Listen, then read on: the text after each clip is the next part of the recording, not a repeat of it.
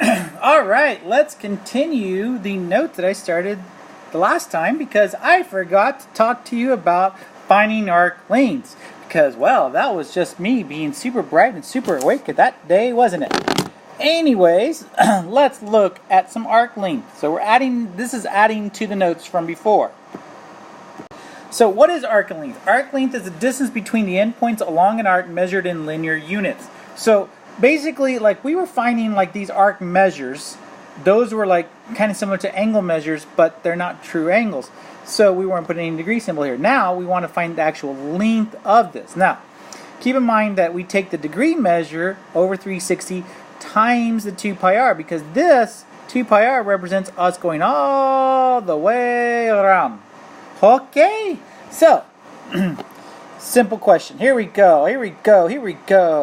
I got 75 degrees. I've got a radius 4, and I want to find the arc length, the distance between z to y. Pretty much the distance between z to y. So there. And so I'm going to say L is equal to 75 over 360. Notice how I put the degree over 360 times 2 times pi times 4, which is the radius. That's all you got to do, kiddos. Just plug in the numbers, press enter, and you get an answer. Easy peasy. Okay? Now, here's where I could be tricky. What if I want you to find, say, here? Okay? Well, if I wanted you to find there, I would say, okay, 130 over 360, happy, joy, 2 times pi times 5. Because, again, the radius is 5. Now, is there a slight variation you could probably do with that? Probably, but I'm not going to tell you. You got to figure it out. And when you plug that in, you should get about 11.34.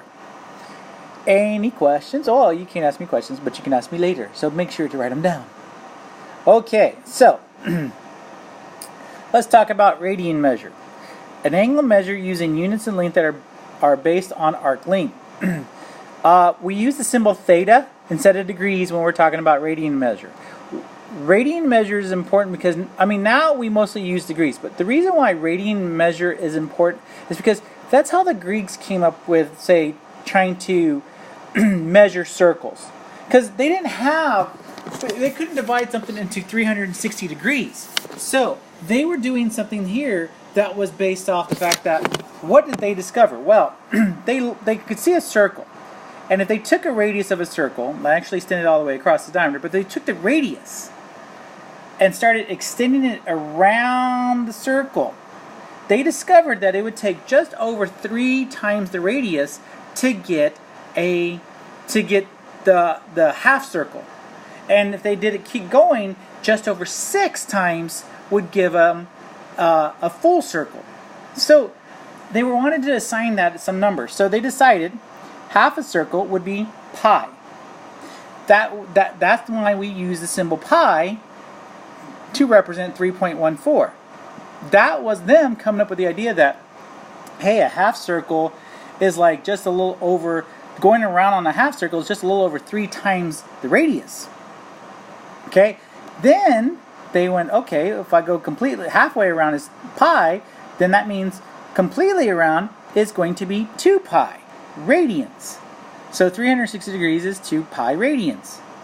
Okay, so the idea here is that instead of using degrees, we're using some number in terms of pi. And I'm giving you some common ones because this is going to become important later. Maybe not in this class, but it will be used. And it does make things so, it can be simple. Just relax the mind and accept it.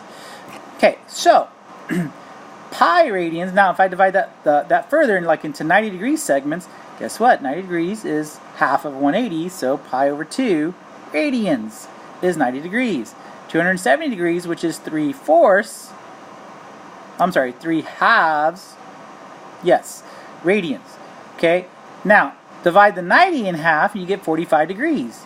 Okay, well then you divide that pi over 2 in half and that would give you pi over 4 radians. Okay, go the other way, 135, and you can add 1/4 to 1/2 and you would get 3/4 radians.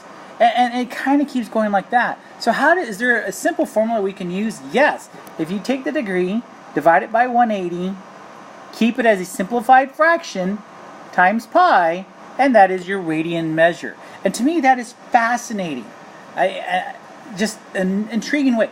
This is how they came up with how to measure using circles, because they didn't have the degrees. They couldn't go 360, but they were coming up with something that they could work with.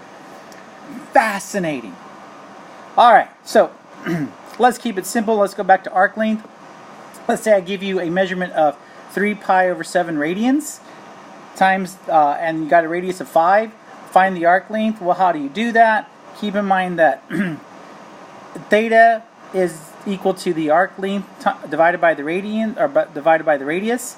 So that means then the arc length is equal to theta, what we call the radian measures, times the radius. So if I take the 3 pi over 7 times the 5, I would get the arc length, which in this case could be 6.73. Now, if I just kept that as a fraction, 5 times 3 is 15, pi over 7, that would be the exact answer. So I could either have the exact answer, or I could have the approximate answer of 6.73, depending on what is asked for.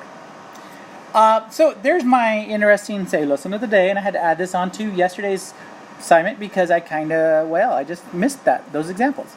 So we'll stop there for today, and thank you so much for your time, and y'all take care.